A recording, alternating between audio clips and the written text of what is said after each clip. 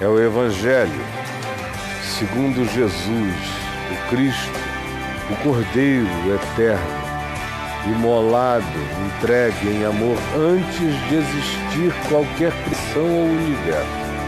E hoje é aquele que ilumina com sua luz a todo homem. Eu quero ler e lerei em Lucas, no capítulo 11, versos 27 e 28, que dizem assim: Ora, aconteceu que, ao dizer Jesus essas palavras, que palavras foram essas? Foram palavras sobre como um ser humano vazio pode ser penetrado por coisas espirituais e habitado por coisas espirituais horríveis. O princípio é esse: enche a sua casa espiritual de Deus, de amor, de confiança, do seu melhor olhar, fé e esperança. Encha. Não odeie, não dê lugar ao diabo pelo ódio e por todas as demais expressões de iniquidade interior que franqueiam de fato penetrações e habitações de toda sorte de espíritos ruins na alma do indivíduo. Era isso que ele tinha dito. Então, ao dizer Jesus isto, uma mulher que estava ali ouvindo exclamou, do meio da multidão ela gritou e disse a Jesus: Bem-aventurada a mulher que te concebeu, bem-aventurada seja a tua mãe, praticamente Ave Maria, cheia de graça, bem-aventurada é a tua mãe, bem-aventurada aquela que te concebeu. Concebeu. Quem poderia ter concebido Jesus? Jesus não é concebível. Jesus não pode ser o objeto de qualquer que seja a concepção, pela própria inconceptibilidade da sua conceição, da sua concepção. E aqui essa mulher diz: bem-aventurada a mulher que te concebeu. Ninguém jamais concebeu. Esse ventre foi concebido por aquele que o ocupou. Mas a mulher, na sua necessidade de criar um tótem, um ídolo, um ente sublime, ou até mesmo como validação enorme da parte do coração feminino da mulher que falou, do meio da multidão, acerca do significado e do papel da mulher. A gente também não sabe o que essa mulher estava sentindo, por que ela disse isso, mas o que ela disse foi isso: seja bendita a mulher que te concebeu. E transfere a virtude que ela via em Jesus, a sabedoria, para quem tivesse sido o seu predecessor. Nesse caso, nada mais visceral e íntimo do que a própria mãe. Só que Jesus, como eu já tive ocasião inúmeras vezes de demonstrar, de falar, nunca se impressionou com o poder do DNA. nem com a santificação do DNA, nem com a restrição familiar que o DNA impõe.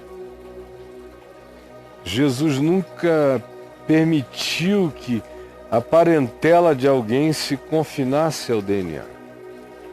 Que a filiação, a maternidade ou a paternidade de alguém fosse exclusivamente definida pelo DNA. Ao contrário, ele nunca exalta em momento algum no Evangelho alguém por ser filho de alguém. Só se diz que fulano era filho de Beltrano, porque naquele ambiente Beltrano, o pai dele, era conhecido. Mas nunca se exalta a paternidade ou a maternidade. Nunca se diz que é porque aquele indivíduo é filho de uma determinada pessoa que ele é tão virtuoso ou maravilhoso como ele se manifestou aos sentidos dos demais. Nunca. Jesus só lida com indivíduos, com pessoas, uma a uma. Realidade é realidade. Não quer saber quem precedeu, quem veio antes, não quer saber nada disso. Ignora. João Batista não é chamado de primo. Não há culto a nada por causa do DNA.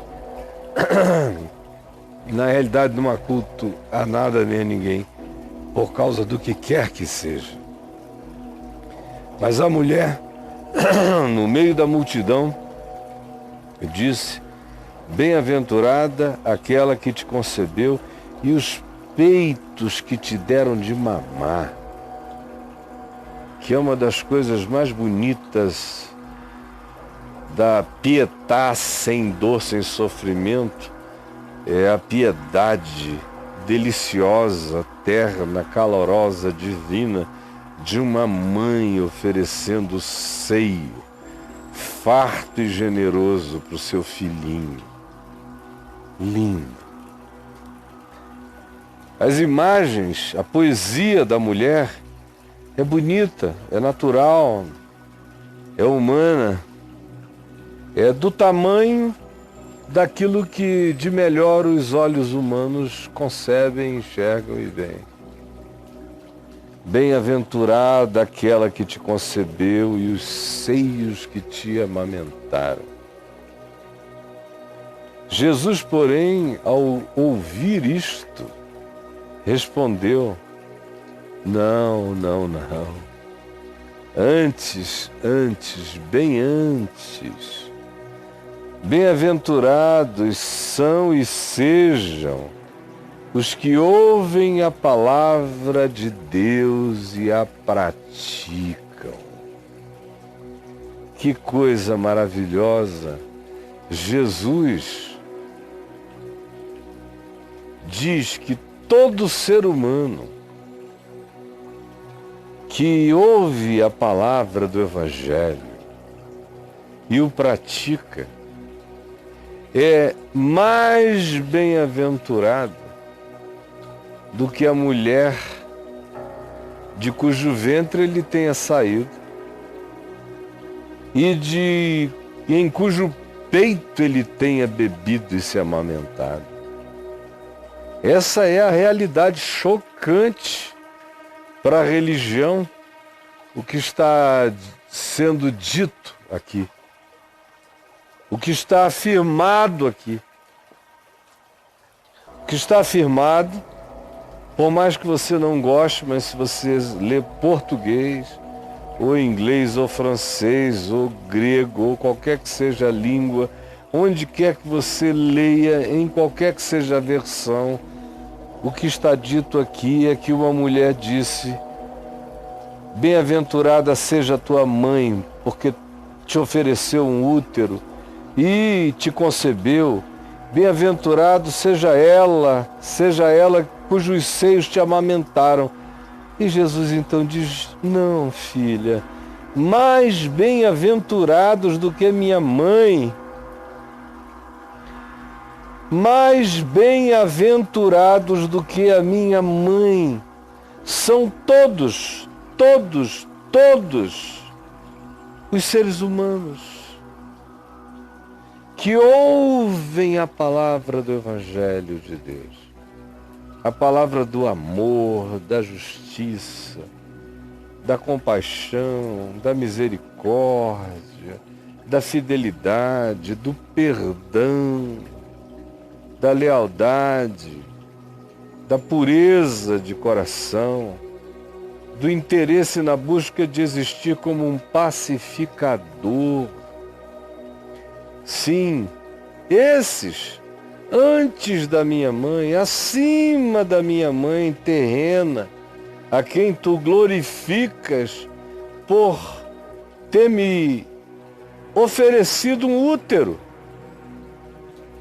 e por ter me amamentado como fazem todas as demais mulheres da terra, mais bem-aventurada do que ela, que a bem-aventurada é, porque disse: eis aqui está a tua serva, cumpra-se em mim a tua vontade, disse ela ao Todo-Poderoso.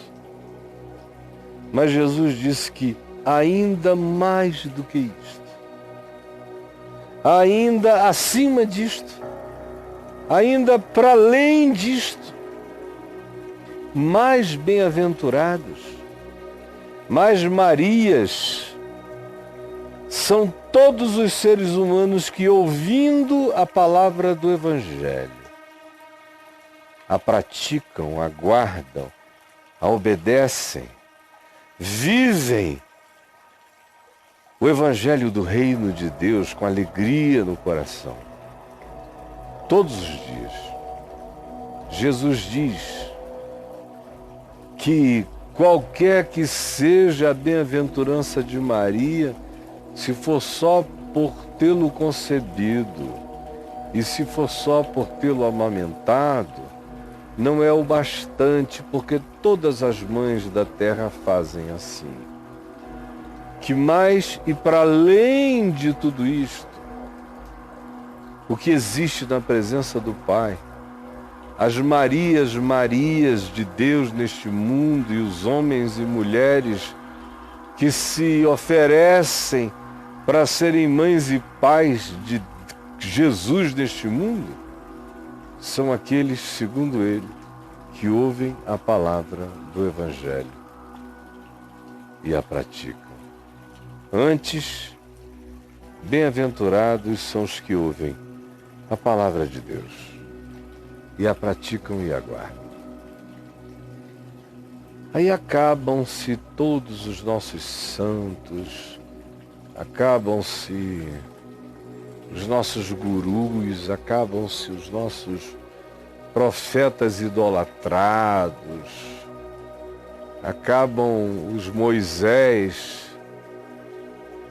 que aparentemente nem de carne e osso são, mas aparentemente na interpretação dos crentes é um ser mineralizado, sem dor. Acabam-se os subdeuses do panteão, qualquer que seja ele, da sua crença ou confissão. Fica só Jesus. Maria entra no rol daquelas que são mais bem-aventuradas do que quem concebeu ou amamentou Jesus, se obedecer e por obedecer a palavra de Deus e aguardar, com nada superior para ela, mas ela igualada com todos os demais homens e mulheres da terra que com um coração quebrantado guardam a palavra de Deus e a praticam. É só isto e é só o que importa. Jesus, ajuda-nos a ficarmos livres de tanta distração. Esse povo que não te segue, que não te lê, que não quer te entender, mas que obedece a loucos e a ensinos endemoninhados e insanos e perversos, que não guardam a tua palavra porque não querem nem saber dela, mas que, no entanto, têm um poder extraordinário de idolatrar homens, de seguir palavras de homens, visões de homens, que nada mais são do que construções dos seus pensamentos carnais, egoístas, ávidos, arrogantes e gananciosos. De modo que nós não temos desculpas quando ouvimos o Evangelho tão límpido, simples e claramente, e não o acolhemos. E preferimos as palavras loucas e insanas de gente trêmula, babante, estribuchante, ensandecida, falando em nome de Deus as piores loucuras dos homens, com as finalidades mais torpes, as de matar, enganar, destruir, roubar, possuir, como fazem os ladrões e os mercenários. Ajuda alguns, a entenderem e a correrem para o refúgio, a correrem para o Evangelho. É o que eu te imploro, em nome de Jesus. Amém.